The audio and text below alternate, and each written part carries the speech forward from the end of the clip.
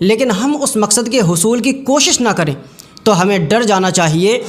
اس آیت میں واضح طور پر روزے کا مقصد تقوی حاصل کرنا بتایا گیا ہے اور اس سے گناہوں کو چھوڑا اور خواہشات کو روکا جا سکتا ہے۔ بلکہ ایک حدیث پاک میں تو نکاح کو بدنگاہی اور پریشان نظری سے بچنے کا اور شرمگاہ کی حفاظت کا ذریعہ قرار دے کر فرمایا گیا، کہیں تقوی و پرہیزگاری کو سب سے بہتر زاد راہ قرار دیا تو کہیں سب سے بہتر لباس۔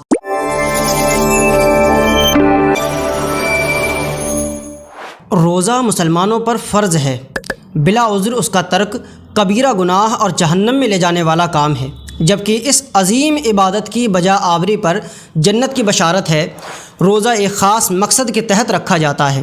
اگر ہماری اس مقصد پر نظر نہ ہو تو ہم اس عبادت کا پورا فائدہ اور ذوق نہیں پا سکتے۔ اگر ہمیں روزے کے مقصد سے آگاہی نہ ہو یا آگاہی تو ہو لیکن ہم اس مقصد کے حصول کی کوشش نہ کریں تو ہمیں ڈر جانا چاہیے کہ حدیث پاک میں رسول اللہ صلی اللہ تعالیٰ علیہ وسلم نے فرمایا ہے کہ بہت سے روزے دار ایسے ہیں کہ ان کو ان کے روزے سے بھوک اور پیاس کے سوا کچھ حاصل نہیں ہوتا۔ آئیے روزے کا مقصد، اس مقصد کی اہمیت اور اس کے حصول میں حائل رکاوٹوں اور ان کے حل پر غور کرتے ہیں۔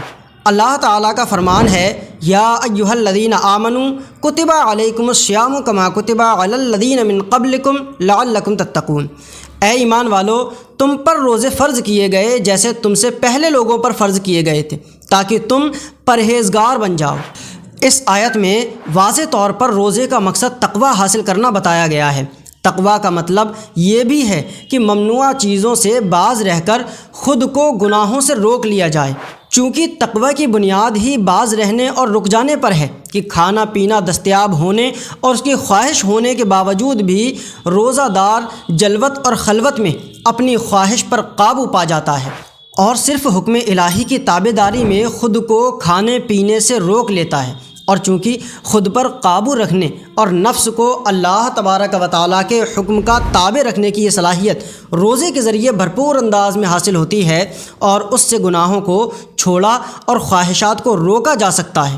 اس لیے روزے کا انجام اور مقصد تقوی کو کہا گیا ہے۔ بلکہ ایک حدیث پاک میں تو نکاح کو بدنگاہی اور پریشان نظری سے بچنے کا اور شرمگاہ کی حفاظت کا ذریعہ قرار دے کر فرمایا گیا کہ جس میں نکاح کی استطاعت نہیں وہ روزے رکھے کہ روزہ خواہشات کو ختم کر دیتا ہے۔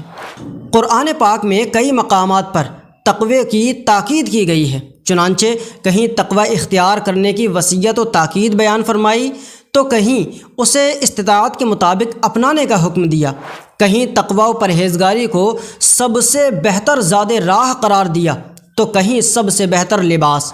کہیں اہل تقوی کو اس بات کی یقین دہانی کروائی گئی کہ اللہ ان کے ساتھ ہے تو کہیں ان کے لیے جنت میں داخلے کی خوشخبری بیان ہوئی، اور ایک مقام پر آسمان و زمین کی برکتوں کو تقوی اختیار کرنے پر موقوف فرمایا گیا۔ ان کے علاوہ بھی متعدد آیات اور قرآنی مفاہیم ہیں جن سے اللہ تبارک و تعالیٰ کے نزدیک اہل ایمان کے لیے تقوی کا انتہائی اہم ہونا پتہ چلتا ہے۔ لہٰذا روزے سے تقوی جیسی اہم چیز کا حاصل ہونا بھی روزے کی اہمیت کا پتہ دیتا ہے۔ روزے سے بھوک برداشت کرنے کی عادت رہتی ہے کہ اگر کبھی فاقہ درپیش آ جائے تو روزے دار صبر کر سکے گا۔